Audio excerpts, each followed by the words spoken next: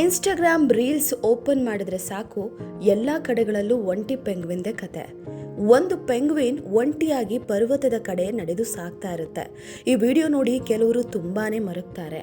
ಈ ಪೆಂಗ್ವಿನ್ಗೆ ಏನಾಗಿದೆ ಎನ್ನುವ ಪ್ರಶ್ನೆ ಎಲ್ಲರನ್ನ ಕಾಡುತ್ತಾ ಇದೆ. ಈ ವಿಡಿಯೋದ ಅಸಲಿ ಕಥೆಯೇ ಬೇರೆ ಇದೆ. ಈ ಒಂಟಿ ಪೆಂಗ್ವಿನ್ ಸಮುದ್ರದ ಕಡೆಗೆ ಹಿಂಡಿನ ಹಿಂದೆ ಹೋಗದೆ ಒಂಟಿಯಾಗಿ ತೆರಳಿದೆ. ಹಿಂಡಿನಿಂದ ಬೇರ್ಪಟ್ಟ ಸ್ಥಳದಿಂದ 70 ಕಿಲೋಮೀಟರ್ ದೂರದಲ್ಲಿರುವ ಪರ್ವತದ ಬಳಿ ಸಾಗಿದೆ. ಇದು ಡಾಕ್ಯುಮೆಂಟರಿ ಒಂದರ ದೃಶ್ಯ. ವೆನಾ ಹೆಜೋಗ್ ನಿರ್ದೇಶನದ encounter at the end of the world ಎನ್ನುವ ಸಾಕ್ಷ್ಯಚಿತ್ರದ ದೃಶ್ಯದ ಭಾಗ ಇದು. ಬರೋಬ್ಬರಿ 19 ವರ್ಷಗಳ ಬಳಿಕ ಈ ವಿಡಿಯೋ ವೈರಲ್ ಆಗಿದೆ. ಈ ವಿಡಿಯೋ ಯೂಟ್ಯೂಬ್ಗೆ ಅಪ್ಲೋಡ್ ಆಗಿದ್ದು 2010ರಲ್ಲಿ. ಖಿನ್ನತೆಗೆ ಒಳಗಾದ ಪೆಂಗ್ವಿನ್ ಎನ್ನುವ ಶೀರ್ಷಿಕೆಯೊಟ್ಟಿಗೆ ವಿಡಿಯೋ ಶೇರ್ ಮಾಡಲಾಗಿತ್ತು. ಆ ಸಂದರ್ಭದಲ್ಲಿ ಇದು ಚರ್ಚೆಗೆ ಕಾರಣ ಕೂಡ ಆಗಿತ್ತು. 2014ರಲ್ಲಿ ಈ ವಿಡಿಯೋ ಮತ್ತೊಮ್ಮೆ ಹರಿದಾಡಿತ್ತು.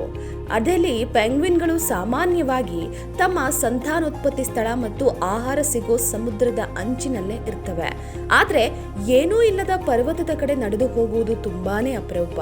ಈ ಬಗ್ಗೆ ಪೆಂಗ್ವಿನ್ ಬಗ್ಗೆ ಅಧ್ಯಯನ ಮಾಡಿರೋದು ಹೇಳೋದು ಬೇರೆ. ಪೆಂಗ್ವಿನ್ ಕೆಲವೊಮ್ಮೆ ಬಂಡೆಗೆ ಡಿಕ್ಕಿ ಹೊಡೆದುಕೊಳ್ಳುವಂತೆ, ಕೆಲವೊಮ್ಮೆ ದಿಕ್ಕು ತಪ್ಪಿದಾಗ ಗೊಂದಲಕ್ಕೆ ಒಳಗಾಗಿ ಅವು ಈ ರೀತಿ ನಡೆದುಕೊಳ್ತವಂತೆ. ಆಗ ಅವರು ಲೆಕ್ಕವಿಲ್ಲದಷ್ಟು ದೂರ ನಡೆದುಕೊಂಡು ಹೋಗ್ತವೆ. ಅವುಗಳನ್ನ ಮತ್ತೆ ಗುಂಪಿಗೆ ತಂದು ಬಿಟ್ಟರೂ ಕೂಡ ಅದು ಮತ್ತೆ ಸಾಗೋದು ಆ ಪರ್ವತದ ಕಡೆಗೆ ಅಂತೆ. ನರ ಸಂಬಂಧಿ ಕಾಯಿಲೆ ಇರಬಹುದು ಅಂತ ಕೆಲವರು ಹೇಳ್ತಾರೆ. ಇನ್ನ ಯುವ ಪೆಂಗ್ವಿನ್ಗಳು ಹೊಸದರ ಹುಡುಕಾಟದಲ್ಲಿ ಈ ರೀತಿ ಮಾಡುತ್ತವೆ ಎನ್ನುವ ಮಾತು ಕೂಡ ಇದೆ. ವೈಜ್ಞಾನಿಕ ದೃಷ್ಟಿಕೋನದಿಂದ ಇದು ಅಷ್ಟು ಚಿಂತಿಸೋ ವಿಷಯವೇ ಅಲ್ಲ. ಅನೇಕ ಪ್ರಾಣಿ ಪ್ರಭೇದಗಳಲ್ಲಿ ಈ ರೀತಿಯ ನಡವಳಿಕೆ ಇರುತ್ತದೆ ಎನ್ನುವುದು ವನ್ಯಜೀವಿ ಸಂಶೋಧಕರ ಅಭಿಪ್ರಾಯ. ಕೆಲವರು ಇದನ್ನ ಇತ್ತೀಚೆಗೆ ಜನರು ಬಳಸ್ತಾ ಇರುವ ಖಿನ್ನತೆಗೆ ಹಾಗೂ ಒಂಟಿತನಕ್ಕೂ ಕೂಡ ಹೋಲಿಕೆ ಮಾಡ್ತಾ ಇದ್ದಾರೆ.